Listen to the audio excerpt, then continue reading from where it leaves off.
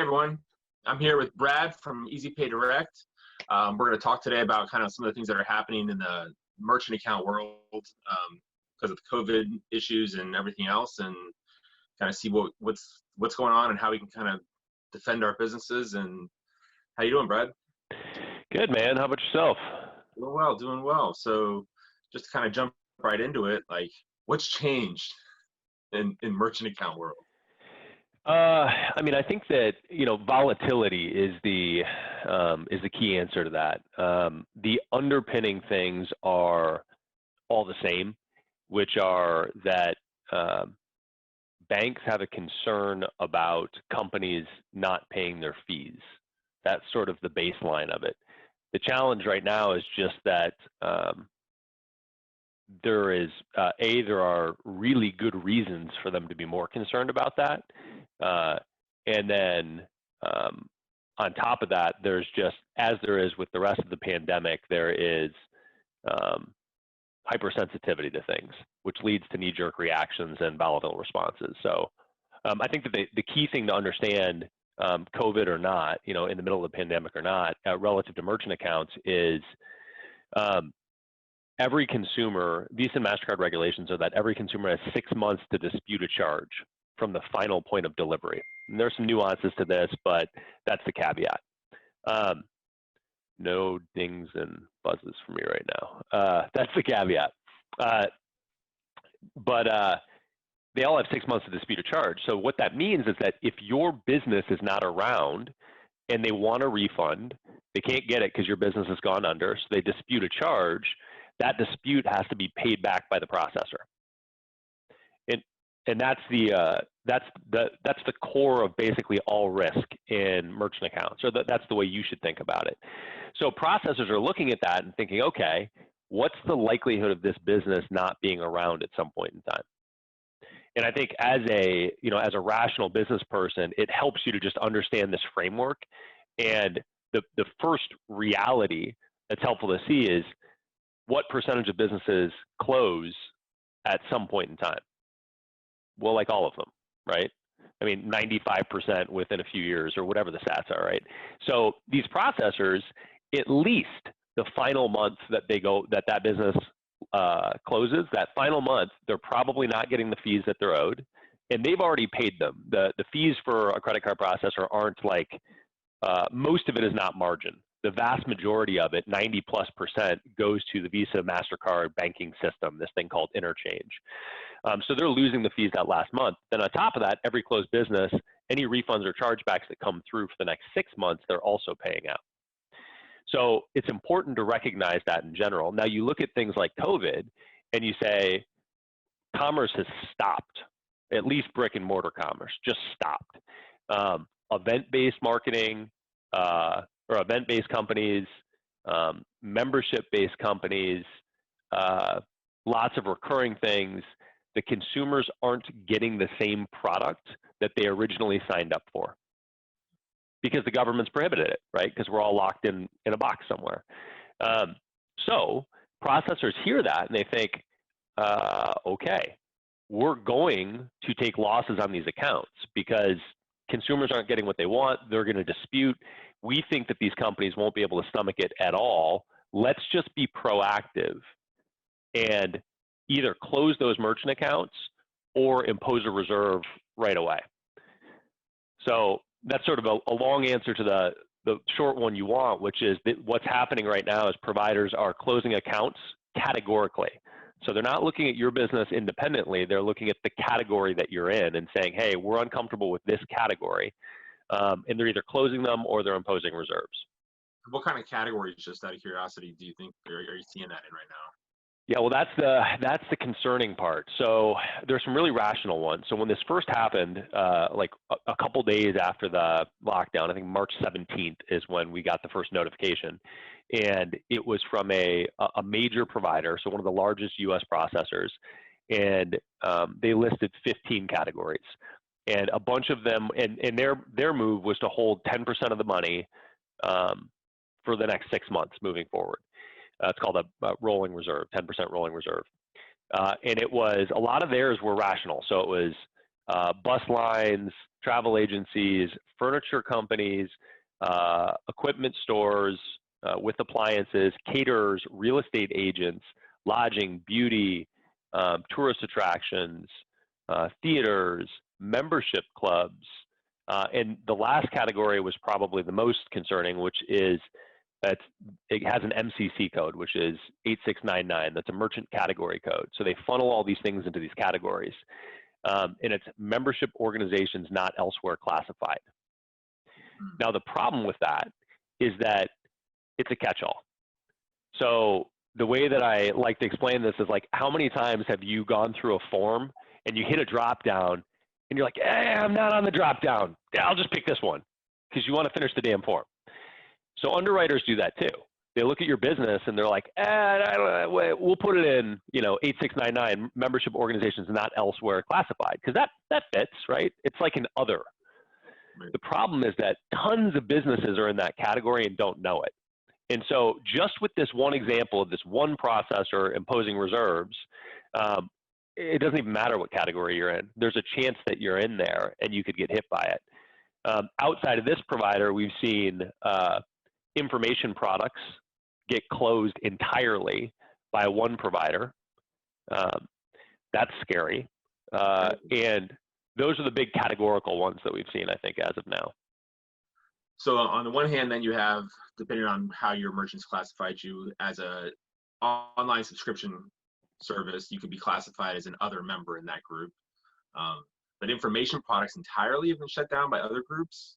Like that's surprising considering the nature of, especially digital information, that like it's one area we can still deliver the product on a regular basis the same way that they're getting it otherwise because it's all digital. Do you have any reasoning why or any understanding why information products were targeted? Yeah, and it has to do with if you think about what the overarching model is for large info product companies. Now, this varies, and I'll tell you, I happen to know the risk and underwriters in this particular company, and a lot of large info product companies go through sort of the notion of a tripwire, right? A small ticket item into a recurring item, and then they have a live event component. And the live events upsell to coaching packages on the back end, which are high-end, high-ticket coaching packages. So to this provider, that's indicative of information products. So it doesn't matter if you don't actually have a high-ticket product or if you don't actually do live events, you're still an info product company to them. I see. And that goes back to the categorization thing, right? So like one of the recurring conversations in my life is like I have peers that say, "Oh yeah, but I've never had a chargeback problem," and I just want to hit my head against the wall because that conversation happens so often, and it just doesn't matter. The problem is that the things happen categorically. It doesn't have to have anything to do with your independent business. They're not even looking at your independent business. It's the category. And this happens with or without a pandemic, right? This happens all the time. It's just heightened right now.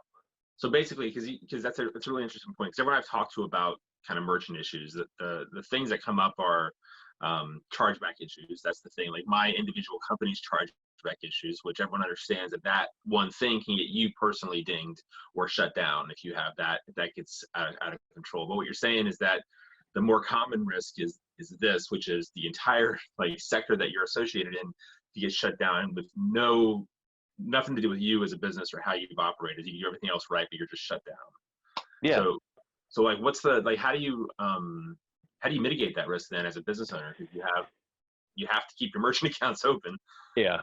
Well, and if you think about it, if you have, if you're a large processor and you have 50,000, 100,000, 500,000 merchants on the books, and something like this happens, and all of a sudden you're thinking, shit, we're about to take a significant loss. Do you tell your risk team to go in and look at all of the individual businesses that might pose a risk? Or do you say, hey, what categories do you think pose a risk? Right. And it's always categorical. And on top of that, you've got, and so that's the approach. But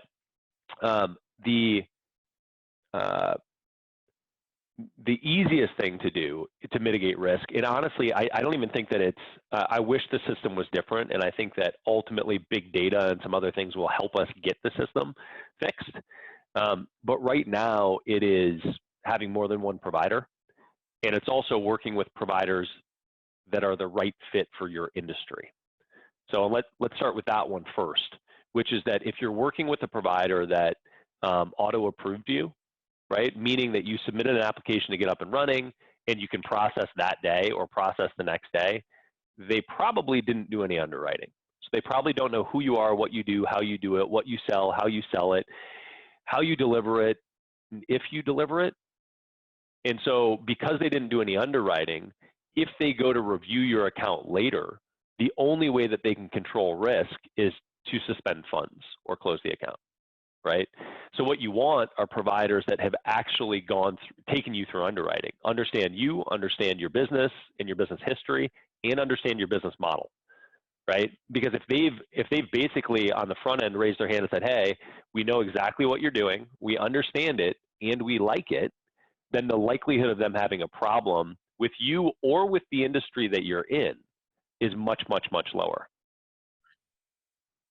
Interesting. So then, like how, I mean, and obviously you guys understand our industry and in kind of the publishing world. You work with a lot of the biggest publishers in our space and a lot of the smaller ones. So the first thing I should be doing as a publisher, a financial publisher, is assume that anybody that has any merchant account that I have that I've just done an automatic form and gone through and gotten approved for is a higher risk of categorically shutting down my merchant account and holding funds. So so it comes back down to that personal relationship thing. If someone's underwritten you, you have more of a personal relationship then. Is that basically that you understand what the company is and the business is what you're saying. So it seems like that kind of relationship side of it is still, just like in so many other parts of the business, still kind of key. Yeah, I mean, I think, best case scenario, that's the case. One of the challenges there is like, everybody has a guy. Everybody's like, oh, I've got a merchant account guy, and he knows the bank and he knows the people. The unfortunate reality is that most of the time it doesn't matter. Most of the time the credit card processor doesn't care about your independent account. It's just not worth it for them to keep it open if they see it as a risk. Now, finding the right providers, yeah, maybe. Where we've had some success is, as a company, is we had 795 applications last month. So it's enough volume for a given provider, a given bank, a given processor to listen to us. Now, it doesn't matter if you're a massive company doing 100 million a month. And that might actually be the threshold where it might matter. But if you're doing, call it 10 million a month or 5 or 15, you're still one company to them, And so unless you're a behemoth, they're not going to make decisions based on that. So yeah, I think that knowing people that are that actually have influence, that's helpful. But I think even more important than that, it's working with the providers that understand your industry.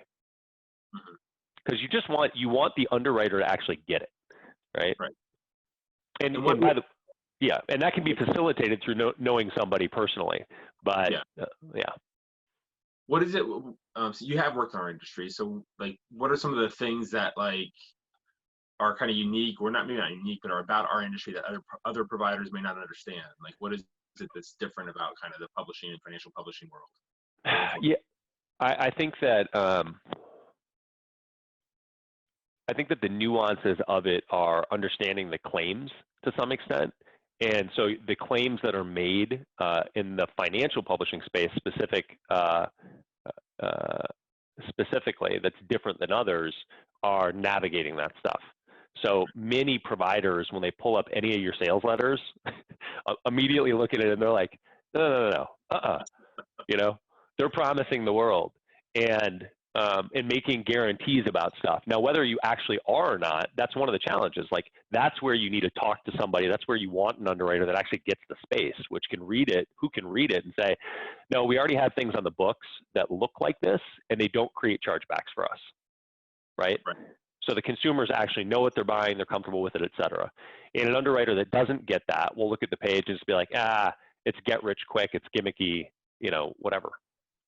Sure, okay. And of course, those are generalizations, but I think for the broad audience, that's the response. And two, for the larger, and the second point is you need to have multiple accounts, like have to. And I want to put a massive asterisk next to that and say, there's a really bad way to do that will get you in hot water with Visa and MasterCard that looks like fraud to them, really bad. Really? There's also, and that's using the accounts to deliberately defraud the system. And don't do that. Could you elaborate on that a little bit? Like, what does that mean? Yeah, it basically means that you're manipulating the chargeback system. So it means if you say, hey, this one account has too many chargebacks, I'm going to move things to this other account. That's not good. What you're doing is hiding it from the person that's trying to assess risk for themselves. So that's why Visa and MasterCard don't like it. I don't get into further detail because I don't want to help people facilitate it. But I got that. But then, generally speaking, when you say have multiple merchant accounts, you're saying have I can't speak today. Have multiple accounts operating pretty much at the same time across the board evenly, not just like I have one over here that I don't use, but it's just in case. No, and you have to use them. So I'm glad you brought that up, because if you have, I also know people that do that, and they're like, oh, I've got a backup. And it literally serves no purpose. It's actually worse than not having one, because if you are, let's say you're doing, $200,000 a month, $200,000 a month, $200,000 a month, $200,000 a month every month with one merchant account, and then they close you and it goes to zero, this account that you've had sitting in the wings at 0,0,0,0,0 all of a sudden goes up to 200, they're going to freak out. And the likelihood of them just immediately closing it and being like, I don't know, that's not good. That's a terrible pattern, right? The algorithm that they have is certainly going to catch it, but even a human looking at it in most cases will look at that and say, we're not okay with this. Yeah. So you have to use it. Okay. And yeah, the answer is to just distribute the volume between them, probably evenly. But that's what, the largest publishers in the financial market have many merchant accounts across different offers, sometimes different jurisdictions in the world. And some of them have more than one person in-house that manages that whole process. Like, it's such a big deal to them that they have an internal team or an internal company that does that. Yeah. Most people don't need that. And actually, if you have somebody really good, like our staff our guys that do this have all been in the space for many, many years. So one of our selling points is we can do that stuff for you. But until you get really big, that's not a consideration anyway. Right.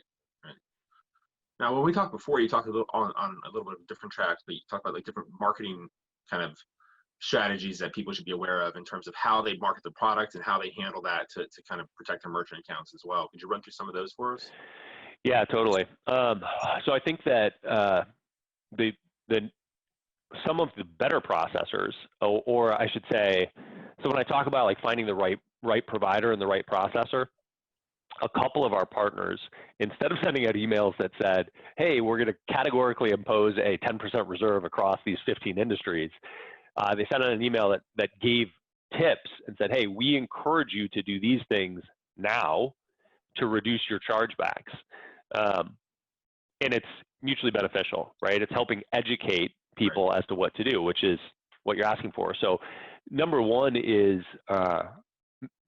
make refunds super easy. Right? If somebody wants their money back for something, make it super easy. And I think that's a general rule. That's helpful no matter what, COVID or not. But what plays into that, I think, is the second thing, which is if there is anything that has changed relative to how you're delivering the service, you need to be super upfront about that and try to overcompensate for that if you want to modify and be providing something else. And so specifically, the easy example here is if you had a live event scheduled or a live event component that was like, hey, you know, I'm a part of a mastermind that meets 4 times a year. We didn't meet just now because, you know, people. You have to be around people to do that. So if that's the case, this group did a virtual thing, and that's the easy thing to do. But another approach to that would be maybe you refund part of the money, right? You don't have any overhead for the live event. You're no longer paying for any of that stuff. That's one approach. Obviously, you can also defer the event and do it later, but communication is the foundation of it. And then I think second to communication is modifying the deliverable to make sure everybody's happy with it. Right. Yeah, I mean, that's for us, like we're live events. So like on our small group event series, we defer the event to later. Everyone still gets their full events. And then obviously our big conference, we've pushed back into the fall. But at the same time, also let anybody who wants to get a refund get the refund, just because why wouldn't you? Yeah. But yeah, so it's communication, right? Like that's really the foundation of it. So like if you drill all the way back to the baseline, the root cause of chargebacks is a mismatched expectation between the consumer and what you're delivering. They thought that they were going to get something and they didn't get it. Now, of course, there are shitheads that just charge back anyway, right? Like that's a thing. But like as far as Visa and MasterCard are concerned, it's a mismatch of expectations. So we are in the heat of that right now. Yep. Can I go back to something you said early on about that 6-month period after the final deliverable, was it? So if I have an annual subscription, does that mean 6 months after the end of that subscription, they still have the right to charge back? Mm-hmm. Okay. And they'll have the right to charge back the entire annual subscription. Right. Which is terrifying for an underwriter. So like it's super, there's so many nuances in it that a business owner or consumer would not identify something as high risk. But like you just highlighted something that most people are like, yeah, I've got an annual subscription. Tons of people have annual subscriptions. Like what? I don't get it. What's the issue? But that's it. To a provider on the front end, like let's say your subscription is $1,000 a month, right? And it's annual. So on the front end, and let's put some heat on it and say you're going to launch the product. So January 1, you launch the product, January 1, 2020, and you get 200 people in. So you've got 200 grand a month that comes in, but when you launch, you only have 50 grand in the bank account. A processor looks at that and they're like, okay, so even if it was just the first month and they do 200 grand, we're responsible for any disputes in June of 2021. Is that company going to be around at that point, and are they going to be solvent to pay back those disputes? Yeah, that makes all the horror stories that I know from everybody who had their accounts frozen. Like now that makes perfect sense. Like I understand the reasoning behind it, because a lot of them were like smaller publishers who maybe just got off the ground. They just started and they had a big win, and it's more money than they've ever made. And now I see, so like that's the risk, is that if you disappear, they still have to pay everybody. Totally. And I mean, of course, you know, every human on the planet is really responsible with their money, so that's never going to happen. You know, these things happen to providers. So like it's an imperfect system. But they have rational concern, right? And so the providers now are responding rationally. It just is not a good situation for the other side of it. Some of the providers are responding. They're responding for rational reasons. Some of them, it's a overblown response. And it's something, I think that it's just information that people should have and should be aware of. Yeah, no, I think about it because our industry is like in an interesting spot right now. Whenever we have a major kind of financial crisis, attention goes up. Certain types like trading sales like go up. We have more people paying attention. It goes well, but then when people get economically stressed, I have all these $2,000 or $3,000 or $4,000 subscriptions, that I could go back and refund or charge back. And so I feel like our real risk in our industry is probably 3-4 months out. Not like right now. It's depending on how this stuff plays out in the economy. Like that's where, especially people who've built customer bases based on, like there's different segments of our industry, and those different segments have different income levels, and like the kind of the get rich quick side of it, the little bit more like turn $500 into a whatever with options trading guys. Sure. They all, like, if you've ever read the testimonials from that group, or the customer service emails, it's like $5,000 trading account is about the maximum that most of them have. And a lot of the stories, you're like, well, that guy, you probably shouldn't be trading. You have like, you're on disability and that's your income. Like that's not where you be. And those are the people who, like that segment of the customer base, when they get economically stressed, I suspect are going to have a much higher kind of chargeback issue for people, or refund, whatever it is. And that's that's just going to start probably in the next couple of months, I would think. 100%. So you're spot on. The longer that the lockdown happens, right, the stay-at-home orders, the longer that goes on, the more it's going to negatively impact the economy at large, right?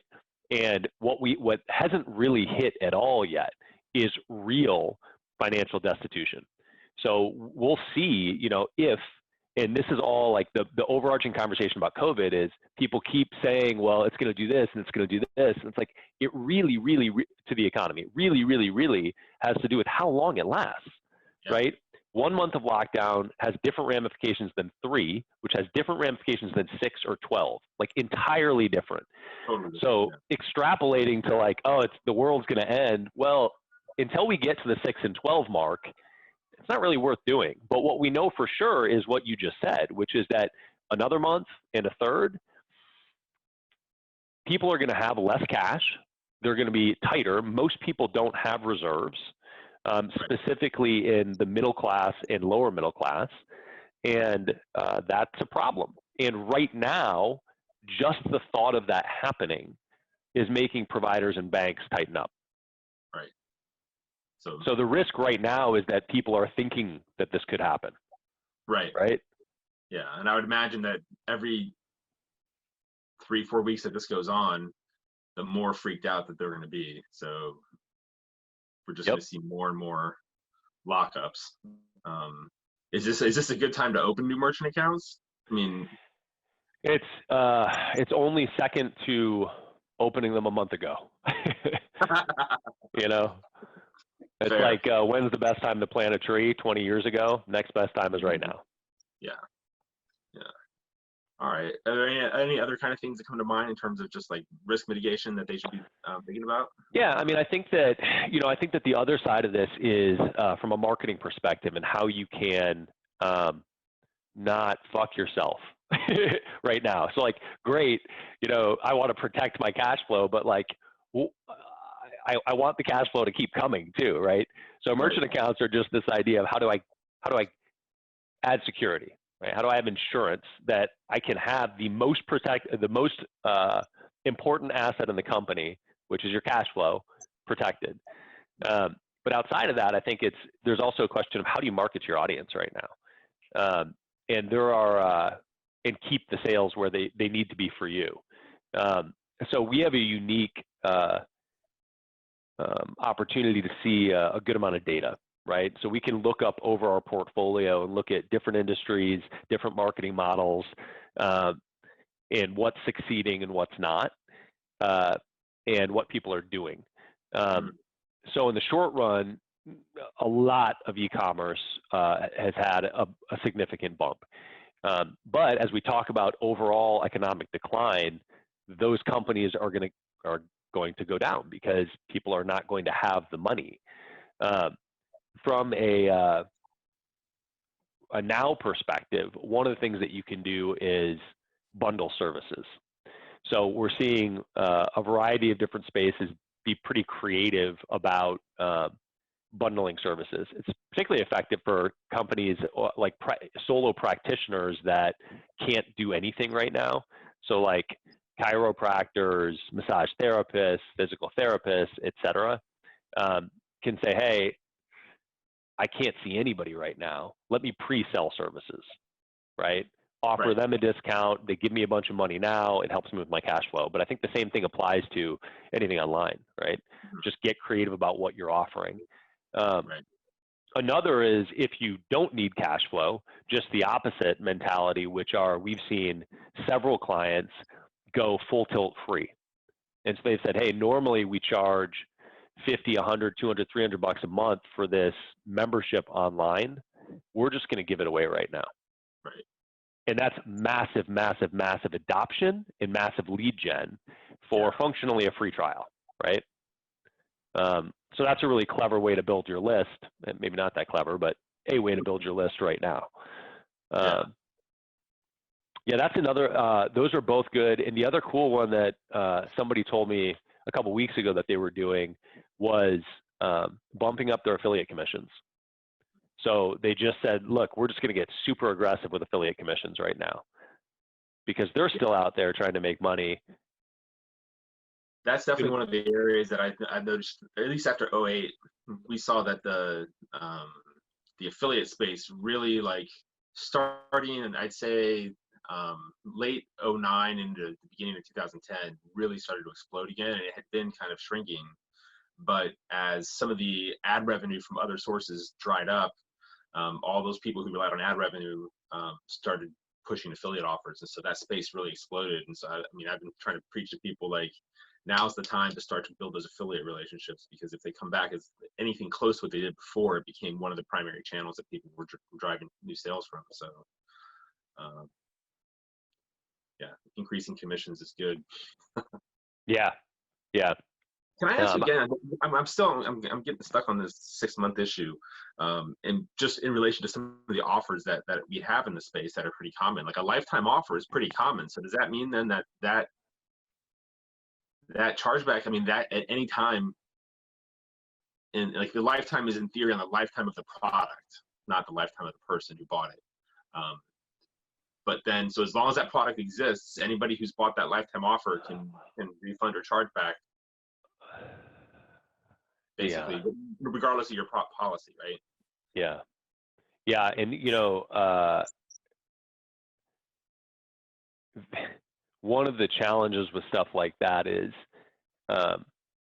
it comes down to somebody's assessment of the language used, and it's both the language used on your site and in your terms and conditions, but more importantly, Visa and MasterCard's language, right? And who is ultimately making this assessment of whether or not a chargeback is won or lost is the issuing bank, right? So whose interest do you think they have in mind? Yeah, not yours. In fact, the whole system doesn't give a shit about business owners, really, because I mean, Visa and MasterCard don't. So when I say the whole system, like, we do, because that's where our money comes from, and it's also where our risk lies, right? So we really want to pay attention to that. But for Visa and MasterCard, you know, they painstakingly convinced business owners to accept credit cards for, like, it took them 50 years, right? And you think about this on the front end, the pitch was, hey, so people are going to come in and they're going to give you this piece of plastic. They're not going to give you any money, but just give them what they want and we'll pay you in a few days. What? Oh, and we're going to charge you 3, 4, 5%. Cool? I mean, terrible pitch, but of course the other side of it to consumers was, hey, so you can just get whatever you want and pay for it later. Sound good? Yeah. You know, woo! So on the front end, Visa and MasterCard for decades, 60s, 70s, 80s, 90s, were pitching business owners and really wanted to support business owners. Hey, accept these cards, right? But there was a huge shift in as soon as e-commerce hit, and the shift went to security and fraud. And so the shift now is making consumers comfortable using their credit cards. And so almost across the board, outside of like a meaningless branded event where it's just like a Visa logo on a major event, their advertising consists of it's like a panoramic of Paris, and there's a voiceover of Bob, and Bob says, I was on my honeymoon and my luggage was lost. And then all of a sudden there was $3,000 on my credit card. So I called my bank and the bank said, don't worry about it, Bob. We've got you covered. We'll refund that money. Right? And the problem with that is that it's encouraging disputes. It's encouraging consumers to just say, hey, if you have a problem with it, just dispute it. And it's highlighting exactly the core of Visa and MasterCard's focus right now, which is consumers. Yeah, no, that makes sense. That's one of the reasons I always, hear about people with Amex is, well, I know that they always side with me on a chargeback. So yeah, that's stressful for a lot of people. Totally. Totally. Well, it's why if you're in it, like moving off of the general risk thing, if you're in a space where chargebacks are a concern consideration, it's really good to have these conversations and work with people that can help navigate that. And especially for good copywriters, you can oversell. So like if you want to sell the click, you need to also be cognizant of the click isn't the final thing, right? Yeah. I think in our space in particular, that's a massive issue. There's been some big winners like that. A lot of people had to learn the hard way that disguising options trading as something else tends to create 50% plus refund rates because you're tricking people into buying product that they would never use, they're not comfortable with because of the risk. Things like that, or over-promising. And I think I think it was Mark Ford, who's one of the main guys behind Agora, talked about a business one time that like hyper aggressive copy built a $5 million business in like a couple years and killed it in a few more because the loyalty of the customer. So that issue you highlighted earlier about the gap between the customer expectation and the deliverable as being the core issue is, that's been a core issue for copy and promotion in general when it comes to that refund. Like that is the thing. Totally. I always joke that everybody in our space, and not just our space, but in the copywriting world, a lot of the direct response principles have been proselytized by copywriters, right? Gary Halbert and Dan Kennedy, and because of that, there's a compensation bias, right? Like copywriters tend to get paid based on like the most sales. They don't have to deal with chargeback issues. They don't have to deal with anything. They just want the most total sales. And so there's all kinds of things that say you're not doing your job unless you're getting a minimum of 10% refund rates. And they were talking about that on a low price product, which is like in our space, maybe 50 to $100. That same copy approach on a $2,000 product always has like 30 to 40% refund rates.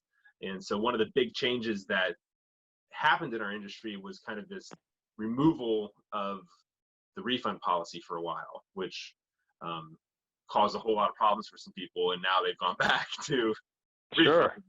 But it was great for the bottom line while they were doing it because they're used to having this 30 to 40% refund rate on the back end, and that brought an enormous amount of cash in. It changed the lifetime value metrics to the customers. It changed their acquisition math. It gave them more cash to acquire customers, and you saw this explosion of companies breaking the $100 million mark. And now it's reversed. Yeah, well, and I think that the asterisk there is that it was great for the bottom line in the first month or two, right, or 3 or 4, whatever it is, right. But ultimately, that stuff bites you. Now, what we've seen massive companies collapse because they lose the ability to accept cards, period, right? Because they're like, hey, we're converting, and then their chargebacks go 1%, 2%. 2.5%, and they're super hot. And so they lose a merchant account, they put another one up, but they don't address the core issue because they're converting, they're making money. And eventually you get to a point where there aren't providers that want to work with you. In worst case scenarios, you get put on the match list, and then providers don't want to, you've got this huge red flag and nobody will work with you. Right. But that's the worst case. So and we have these conversations all the time because it's, hey, look, I can't tell you how to run your business. What I can tell you is that if you don't get this under control eventually, you won't have a business, right? Yeah. Your model shouldn't be juggling merchant accounts. That shouldn't be the core.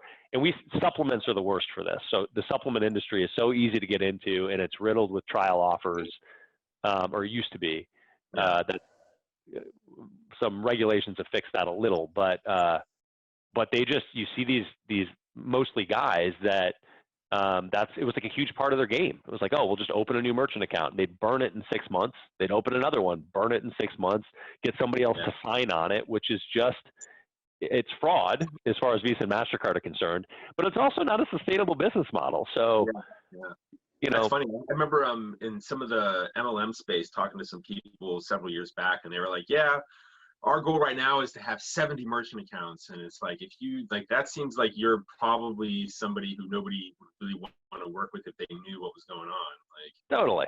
And to be fair, that company did end up collapsing entirely. So, and they were in the north of 100 million, if I remember right. Yep. Well, if you know, if merchant account management is a core part of your business, there's a space where you can play like that. But if it's a core part of your business because you keep losing them, then there's probably a fundamental element of your business that you might want to look at tweaking. Yeah, it's such a, like, that opens such an interesting question about direct response in general, because like you said, the conversion issue, right? Like, I have a strong belief that, you know, any career type, like whether you're a lawyer, like, or a direct response marketer, like, your career and the way that you think of success trains you to think certain ways. And we are trained for conversion entirely. And so we're just about, does it work? It's working, people are buying. And if you look at that as a continuum, like, if you take conversion to its ultimate conclusion without any breaks, you end up in places like this where you end up with fraud. You do end up with, you know, copy promises that are completely unrelated to your product in any way. And so on the extreme end, that is one of the things that we have to kind of self-regulate ourselves in our copy, in our offers, because it does have real world consequences. If you look at any of the SEC cases in our space against people and their claims, it's like, well, often the promo that is under investigation was one of their more successful ones, because they went towards conversion, but the promises and the things that they said in it, you know, cross some lines. And the same thing here with, like you're saying, like with that gap between customer expectation and deliverable. You promised something that the customer didn't think he was getting. Yeah. Well, and this dates back a very, very long time. You know, we have a 3-day right of rescission on direct sales face-to-face because people can be sold, right? Yep. I mean, like, literally written into our laws are, you have 3 days to just get your money back for anything that you got sold on face-to-face, because we're aware of that, right? We're aware of that principle. So, you know, it's sort of one of those use your copy skills for good situations, because you can convince people to do all sorts of stuff. Yeah. No, it's some of the most stable companies, I think, in our space that I've you know, seen and talked to. They tend to have a very strong worldview, and they have a very strong opinion about what it is that they sell and who they sell to. And they actually do take a perspective of serving that market, even with aggressive claims, still within, like, the bounds of what that market is looking for and wants, versus, like, and they have a more loyal customer base because of that. And so their business is more stable versus just chasing the next giant claim, because companies like that tend to have very volatile customer bases too. So it's one of those, like, things that has, I think, multiple impacts in a business, and it changes the nature of your business depending on how you approach it. Yeah, well, so I'll rope this into some good actionable items. One of the things so Visa and MasterCard both now have decided that they're radically changing the way that trial offers work. And specifically, if you have a trial offer, so something's free, and then you're going to auto bill a subscription after that, you previously, on trial, you put your credit card in, and then the subscription could just start. They both changed that. So now you have to functionally get another opt-in when the subscription starts. It's a second opt-in. It's a huge thing, right? Totally changes things. But they put these other rules in place, like you have to make opting out of the subscription super easy. So every month now you have to send somebody email, text, something that has a very clear link that says, get me out of the subscription. And there are nuances to each of the programs and how they work, but this is Visa and MasterCard's stance. I bring this up now because if you have a recurring program and you want to be aggressive on the front end, use those opportunities to resell instead of, if you're a good copywriter, use the opportunity to resell instead of hoping they don't cancel, which is what most people do. Throw them in the subscription and then hopefully they won't notice. Right. Basically. It's like, oh, they're not using it? It's okay, I still want the monthly. Right. Yeah. That in and of itself is a big conversation. I feel like the resell process, but it is a big, you're selling engagement all the way through, even after they bought it. Otherwise, you're not gonna get that second sale or the third sale or whatever. So what you don't want. I was talking to a friend of mine that has a virtual assistant company, and one of the companies does WordPress. All of the VAs are in the Philippines. They have an office in Vegas that manages them. And he said, look, on top of the service for the VA that they can work with your WordPress stuff, we'll do all the routine maintenance for WordPress. So we do all the updates, we do compliance stuff, all the hosting stuff, et cetera, et cetera. And he said the reason that this is important is because when somebody signs up for the service originally, and this is what applies to everybody, they're excited about the service originally. And in month one, they give you a ton of stuff they want to do. And then in month two, they don't do anything because they forgot about it or they don't know what to give you. And then month three, month four, eventually they look at their bill and they're like, shit, why am I still paying for this? I haven't used this for the last couple months. Mm-hmm. So when he has these other things baked in, like updating the plugins in WordPress, everything being most recent, the server management, all these little things, it's not that he's just doing them.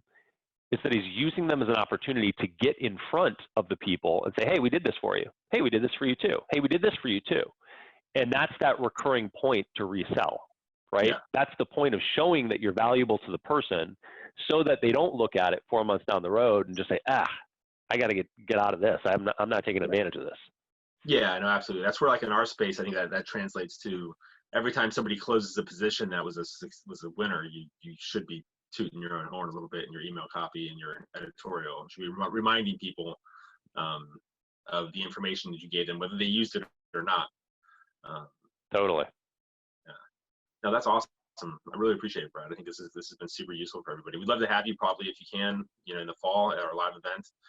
Maybe come out, because I think merchant issues is such a recurring issue for people, and there's so many questions and so much confusion about this. I think I definitely learned more from you today than I have in probably 10 years of dealing with publishers and having gone through clients and friends and people who had millions frozen up and all kinds of horror stories that we've witnessed in our space. So yeah, well, it's a financial peril is a dry topic for a lot of people, but it's a super important one, and it is, it's not important until it's important, and then it's the most important thing in your business.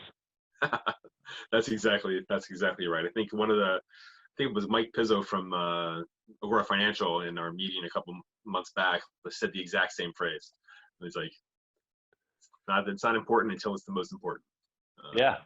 It's mission critical, and our line is we're really good at playing Superman, but it's a lot easier if we don't have to. Yeah. No, it's much easier to set this stuff up ahead of time. Yeah, and so anyone that wants to reach out to you, anyone, easypaydirect.com, right? And then if anybody watching or listening wants to reach out to me, John at financialmarketingsummit.com. I'm happy to make an intro to Brad for you, and hopefully we'll be able to see you at the event in the fall when we have it. And if anyone has any questions, just reach out and I'll put you in contact with Brad. Love it. Yeah, our team is, as I mentioned before, the average tenure in the payment space of most people on our team is years. So Yeah, and they know a lot of business models. They know the nuances of all of them. So you're in good hands talking to any of them. But happy to help however we can. Awesome. Appreciate it, Brad. Yeah, love it, man. All right. You have a great one. Thanks. You too.